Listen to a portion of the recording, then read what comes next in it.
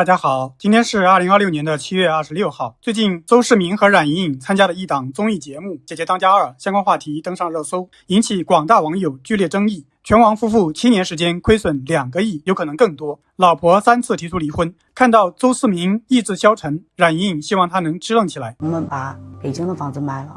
把贵阳的房子卖了。对，原来我们之前在美国训练的时候，美国有个房子也卖了，然后这个房子我们现在也是把它卖了，还银行。我希望他支棱起来，了解到其实我和孩子是需要他的。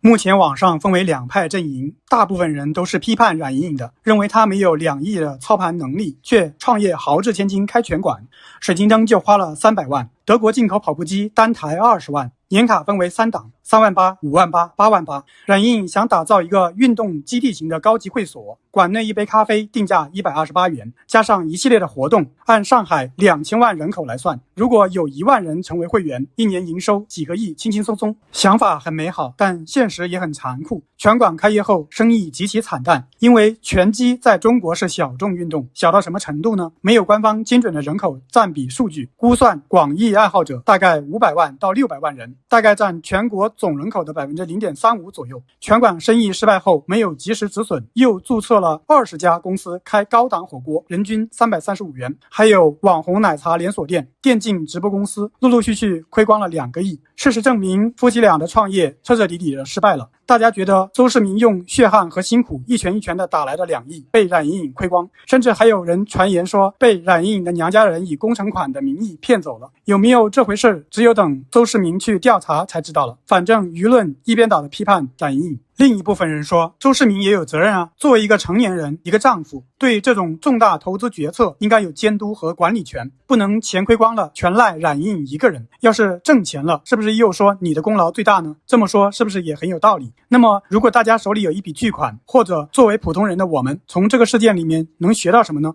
哪些大坑可以避免呢？哪些致命认知盲点有可能把我们拖向深渊呢？一起来听听这位博主的解读，看一看有没有道理。请看视频。很多人都看不懂冉莹莹高学历、能吃苦、超级勤快、全年无休，为什么硬生生把邹市明的顶级体育 IP 亏掉了整整2个亿？这根本不是运气差，是他从头到尾每一步决策全部都活在自己的认知误区里。勤奋弥补不了认知的贫瘠。今天我不讲八卦，不聊家事，通过冉莹莹这个事件讲一个所有普通人、创业者、有钱人最容易踩的致命大坑——认知错位。我总结了他8大致命的认知盲点，每一条都是普通人翻盘路上的顶级警示。第一个盲点，错把富人的家务当成了夫妻的恩爱付出。冉莹莹经常委屈的哭诉，说邹市明不管家、不管孩子、不管琐事，所有的家务琐事全部都是他一个人扛，听起来很心酸，实际上完全是底层的认知错位。大家记住一个顶级富人的逻辑，高价值的人最贵的就是时间。邹市明是什么级别的 IP？ 他的1个小时用来经营 IP、谈合作、做商业布局，创造的是100万甚至1000万级的价值。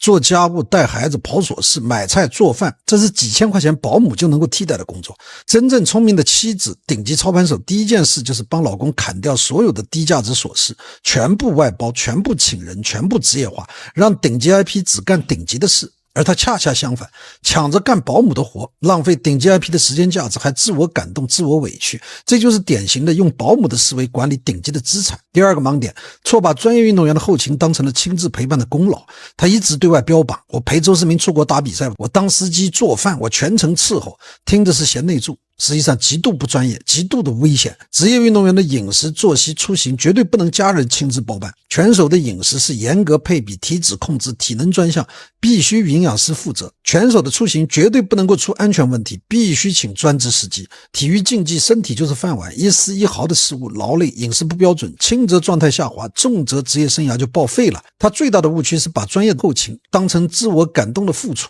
把最不该省的钱拼命省，把最该值钱的时间拼命耗。第三个盲点，对初创公司 CEO 完全认知错位。他有一个致命的管理误区，认为 CEO 就是坐办公室统筹，业务员才跑一线。我告诉你，所有创业者的真相，小公司、初创公司、创业初期的老板必须干最脏最累的一线活。他这种公司你不能去看投资，你看他的业务体量就是个小公司，这个老板就得亲自下场，亲自拓客，亲自落地。他拿着大企业总裁的管理思维去套小型企业公司，坐在办公室做战略、画大饼、搞框架，不深耕一线，不懂懂现金流，不懂落地难度，理论满分，实战0分，这就是典型的纸上谈兵式的创业。第4个盲点，没有公司财务防火墙的富人认知，这是所有有钱人最基础最重要的认知。富人赚钱的第一件事就是把家庭财务和企业财务彻底切割，建立防火墙。公司亏损，公司负债不波及家庭资产，个人生活有保障，孩子教育家庭兜底，永远隔离保护，而他完全没有这个认知，家企财务混为一谈，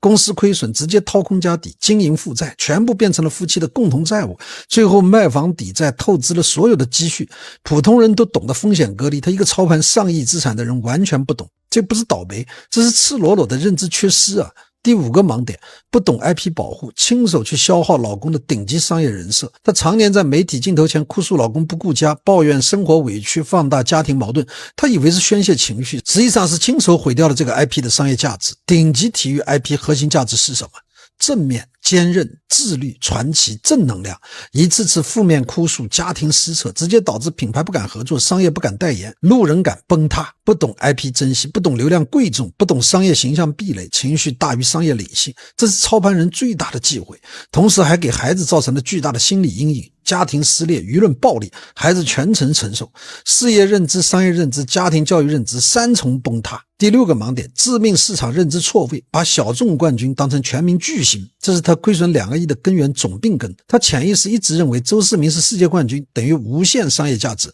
这是天大的认知误判。拳击在中国是极致的小众专业项目，荣誉极高，专业极强，路人流量极低，大众商业天花板极窄。他错误高估了市场体量，盲目重资产扩张，开场馆铺线下，疯狂跨界烧钱，野心配不上市场，扩张脱离了现实，错把小众巅峰当成了全民的商业蓝海。第7个盲点，学历认知误区，迷信书本理论，蔑视实战市场。他是高学历，懂财经，懂理论，但他最大的问题是以为书本的知识就等于商业能力。理论可以教你理财，教你公式，教你报表，但真实商业是人性，是现金流，是风险，是落地，是容错。他过度自信，极度自负，不听行业老人建议，不敬畏市场规律，用教科书思维博弈真实的商业江湖，书本越熟，落地越死。第8个盲点，伪奋斗认知，辛苦感动自己，毫无商业结果。他最让人可惜的一点，全程极度辛苦，极度自律，极度拼命，但是全部是无效的勤奋，自我感动式的奋斗，该外包的不外包，该专业的不专业，该风控的不风控，